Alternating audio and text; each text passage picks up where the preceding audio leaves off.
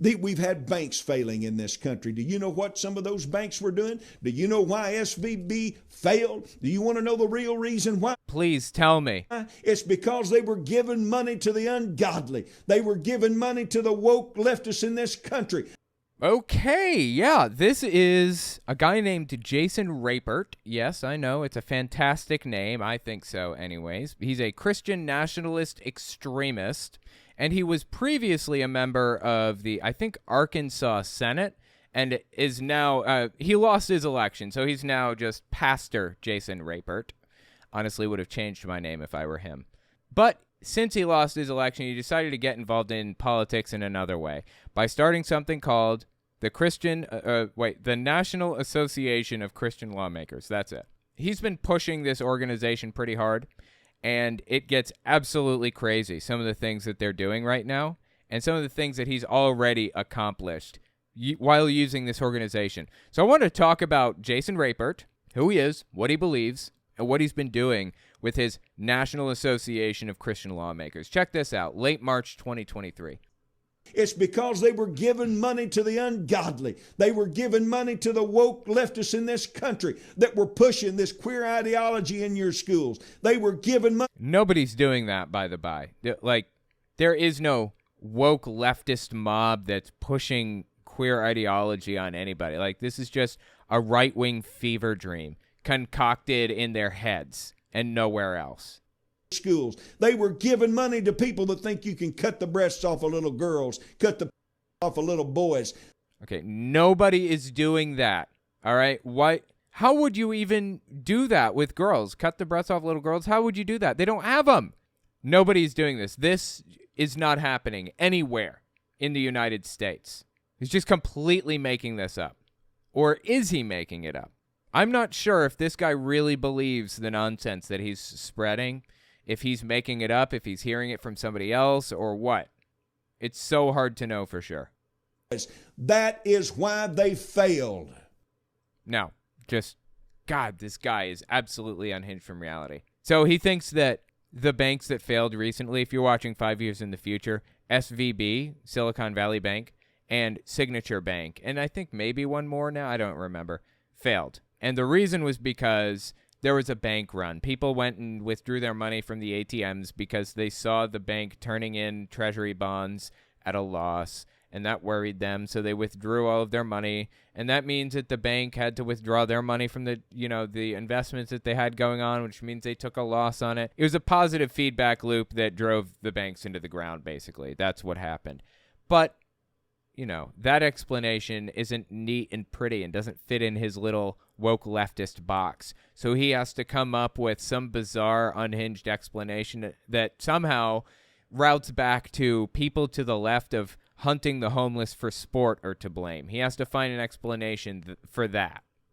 So as I said, he started this organization called the National Association of Christian Lawmakers that is designed to, and I quote, stop wokeism. Let's listen to what he says about it. Late March 2023. This is what the NACL does every day all across this country. We're fighting for the lives of little babies. We're fighting against the people that are putting the queer books into your school libraries and trying to groom these children into homosexuality. We're standing up. We're pursuing school board policies.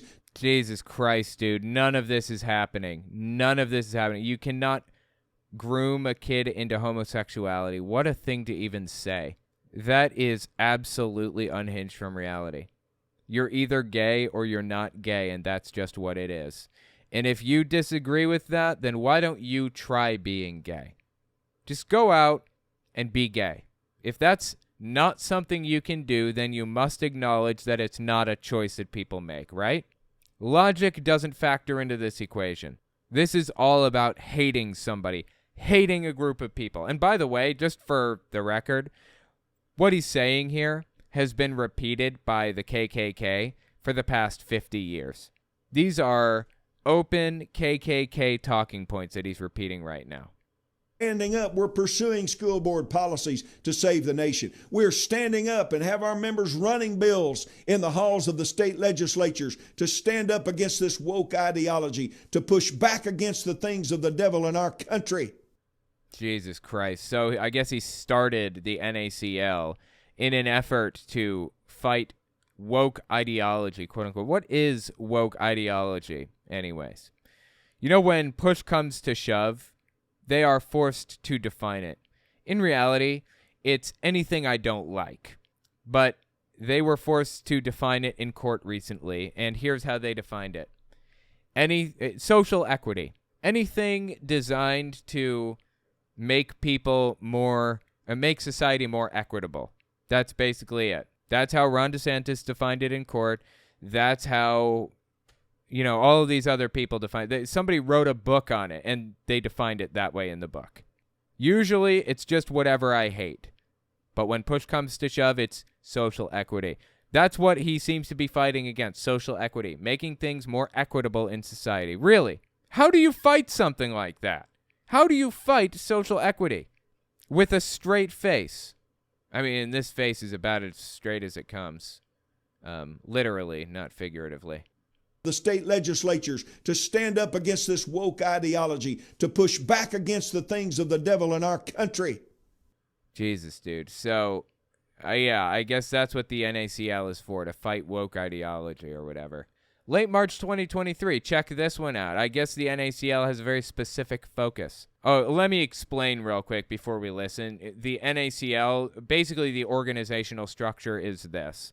It operates like a church for all intents and purposes, but it seems to be made up of politicians and lawyers who write legislation that is pro-Christian, that's anti-gay, anti-trans, anti-whatever these people hate, and they submit that legislation to other politicians, active ones. So he lost his position as an Arkansas senator, and as a result, he started writing the legislation to hand to these people, these politicians, that they can then put up for a vote in their legislatures or give to their governors as executive orders or whatever. So he's taking all of the work off these people's backs and influencing legislation all the same. There are actually a number of different organizations out there that do this. Right-wing think tanks, basically. The Federalist Society has been known to do this, I believe. Liberty Council, the Family Research Council does this. There are a bunch out there. So listen to the NACL's new focus, what they're laser focused on fixing in society now. Quick reminder, don't forget to check out my website, owenmorgan.com. I would appreciate that very much. Just go to my website. When you go there, a little pop-up appears, says, subscribe to my email list right here.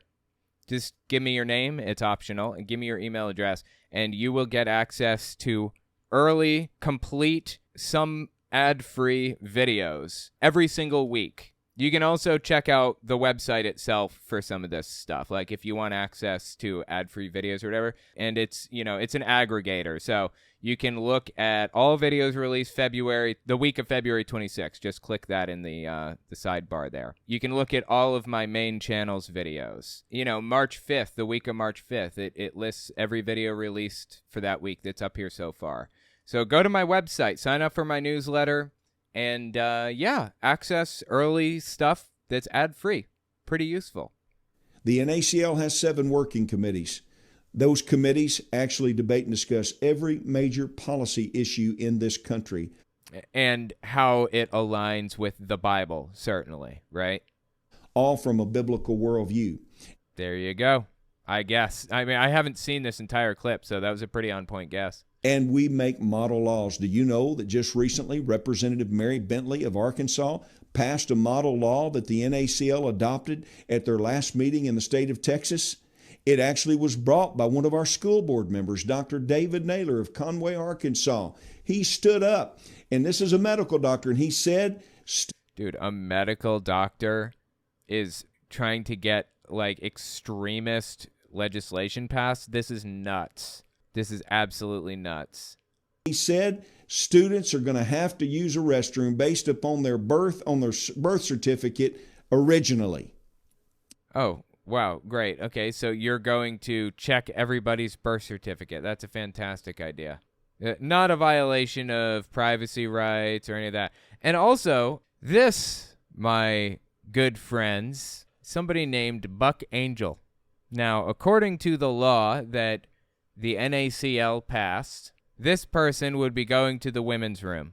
Is that really what he wants? Does he want this big, scary man in the women's room with his little kids, his little girls? This is a trans man, assigned female at birth, named Buck Angel.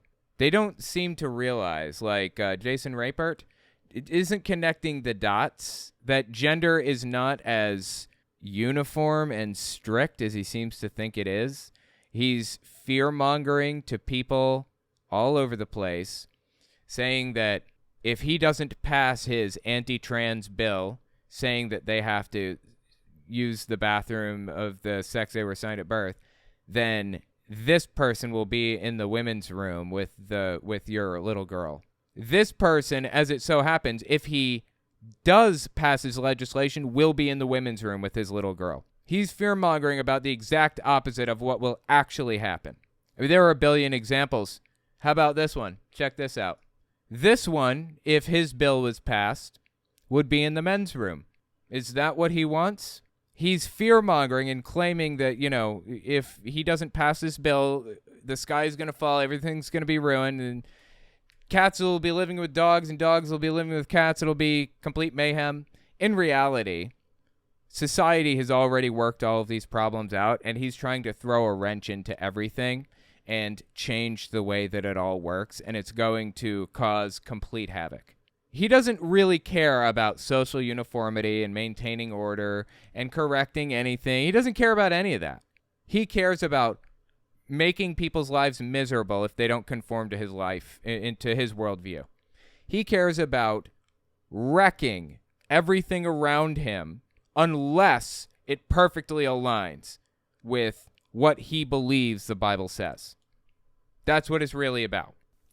None of this transgender stuff causing havoc in their school. You can't go into a place we're in a dressing room, or you can't force yourself to stay overnight on a school trip with another sex, pretending to be a girl or pretending to be a boy. Has this happened? Did he have a single example of this taking place? Literally ever. Does he have an example of this actually becoming a problem in society? Or is this completely made up? Because I tend to notice that this guy just makes things up right off the top of his head. So he's contributing to the trans panic. Of course. That's who he is. You're going to have to do this. They took a stand on this. And through the... By the by, I know that Buck Angel is super conservative and nutty now. Yeah, I heard that Buck Angel is not fantastic. But the point was made at the very least. Stand on this. And through the support of people like you, Representative Mary Bentley, that is our chair of the National Legislative Council, she went to the Arkansas legislature, took that concept that came from Dr. David Naylor that was then adopted by the full body of the NACL, and guess what? It's already been placed into law in the state of Arkansas. That's the difference the NACL can make in your community.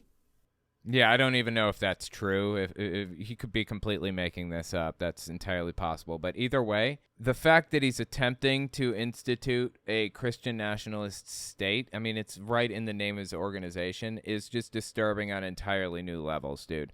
This guy, the ideas the guy has are even more disturbing than his name. And that's really saying something, honestly. Check this out. Early March 2023, dude is obsessed with turning this into a Christian nationalist state. I'm here in the state of Florida. Florida is one of the most populous states in the country now, and it is one of the freest states in the country. Governor Ron DeSantis did a great job. It's one of the freest states in the country, because they banned a bunch of books from being in libraries or elementary, middle, or high schools or colleges or whatever. That makes it free. It's more free because we're banning these things. Banning things means more freedom. Okay, go on. DeSantis did a great job throughout the pandemic in holding the DeSantis did a good job through the pandemic? Line and keeping his state open. Okay, that's complete nonsense. DeSantis shut down Florida for a short time, didn't he? And isn't Florida's Surgeon General, the guy that's basically like the doctor for Florida, a complete nutter butter? Joseph Ladapo is his name. Yes. Oh, my God. And he did an interview with Key Lady. This is on the left. This is the woman who says that keys are sticking to people who got the vaccine.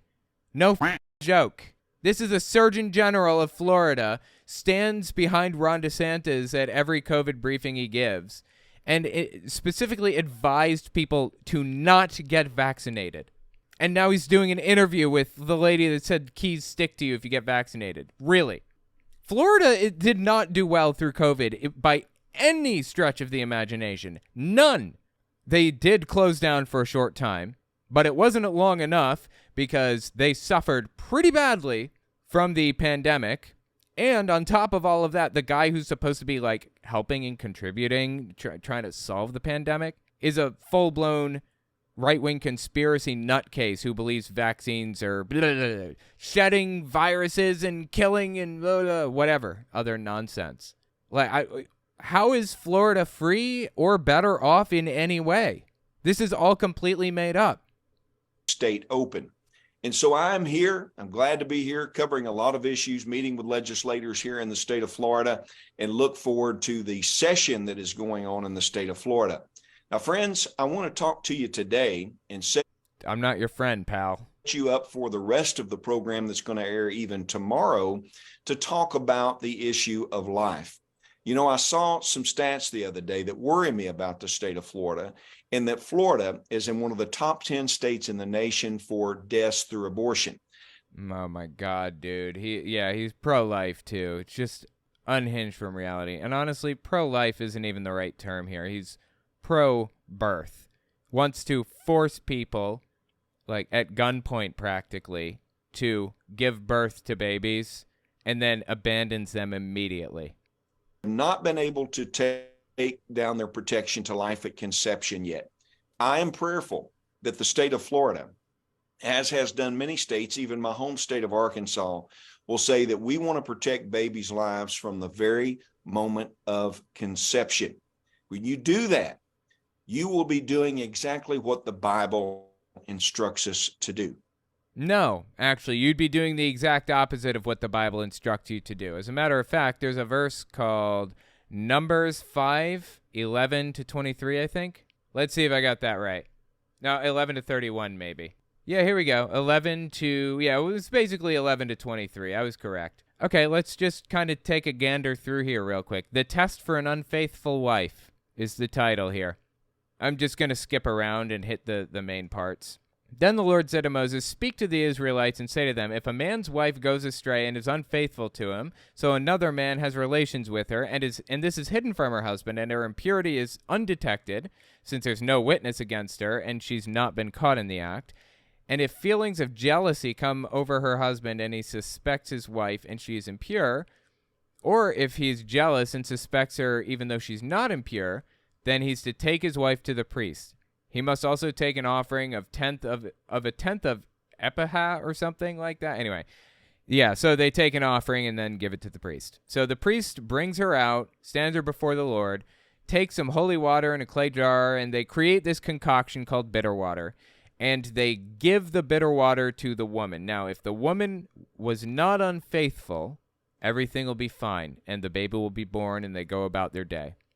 If the woman is unfaithful to the husband, had slept with somebody else, and is pregnant by that other person, it will induce an abortion. The bitter water that the priest gives her will cause an abortion. You know what that sounds like to me? That sounds like God is pro-abortion, but that's neither here nor there. There are a couple of other examples in the Bible, not just this one, that backs up the position that God is pro-abortion, not anti, but pro. So this bit right here, completely made up, entirely made up. This is his personal belief, not biblical. When you do that, you will be doing exactly what the Bible instructs us to do. Simply incorrect, good sir, or bad sir, whichever sir you prefer, or whichever sir I prefer, I suppose. So this guy is absolutely unhinged from reality and is setting out to do direct damage to the country, not because he thinks that it will help the country, not because he thinks it'll make anything better necessarily, but because he wants it to be in line with what he believes the Bible says, even though he's wrong about that. And whether it makes it a better place to live or not, it will most certainly make it a miserable place to live for heathens, for apostates, for non-religious people, for people who don't believe in his very narrow, specific interpretation of the Bible.